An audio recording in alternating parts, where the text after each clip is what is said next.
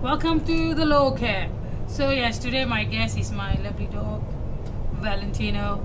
So he insists I have to carry him on my lap. So we are going to do this video with him right beside me, right? So today we are going to look into the Occupiers Liability Act 1957 and 1984.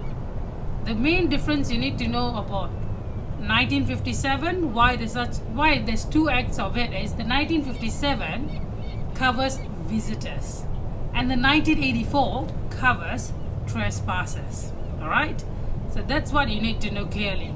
57 visitors, 84 trespassers. So for the common duty that we need to establish is in section 2.2 in the 1957 Act, where it states that there needs to be reasonable safety in the premises for the visitors. And of course we need to look in how long has the danger been there. Have you been avoiding it? Has the wooden floor plank not been repaired for a year? You know, there was time for the occupier to fix it, but did he? Right? So these are the key cases. Of course, the key case for the child is Glasgow Corporation versus Taylor 1922, and whether the defendant is an occupier and whether the claimant is a visitor. You must always remember that there is express and implied invitations whether a person is a visitor or not. You must always keep in mind that a visitor can become a trespasser.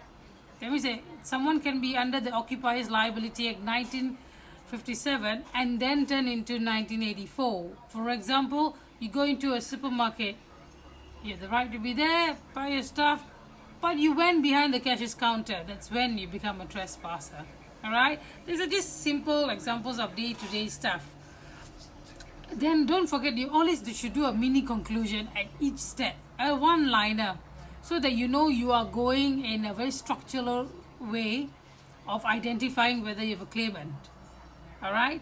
And of course, if you breach the duty of care, there is a test where they have looked at three factors: nature, purpose, and how long the danger is in the premises.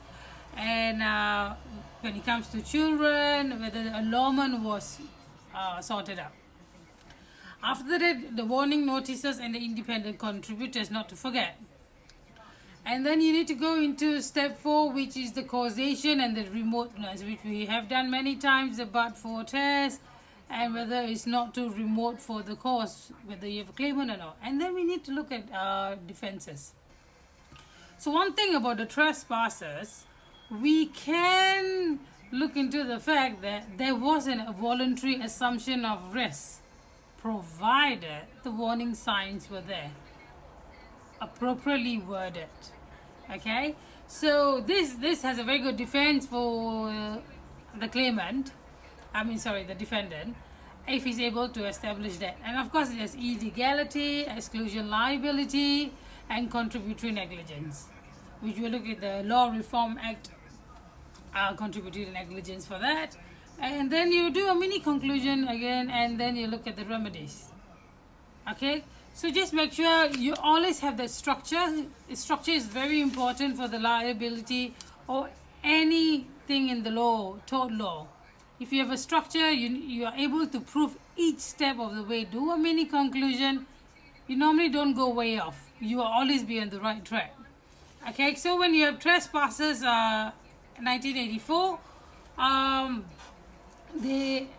thing about the trespassers is the occupier needs to know even if somebody trespasses land, he must make it safe for them. I know, I get it.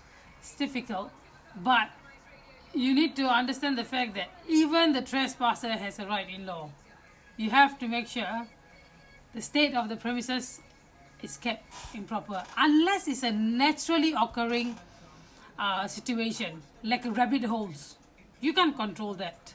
So that's an exemption for naturally occurring events that you have no control over, and he climbed over the fence, sprained his ankle because of a rabbit hole. That's not upon you.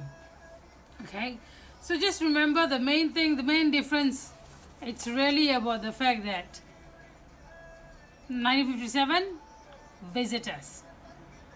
1984, trespassers. Very neat exam question to do. Alright?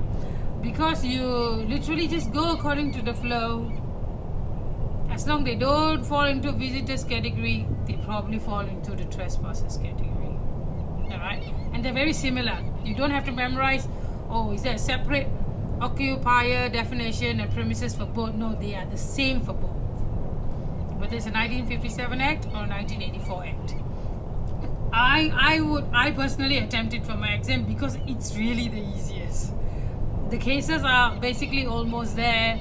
Your structure, the way you answer your questions are very systematic. And yeah, I actually like the Occupier's Liability Act. It's my favorite exam questions. I hope it is for you too. So other than that, thank you very much for listening up for today, the low cap. I'm taking off. If you like this, click like, subscribe and share. Thank you.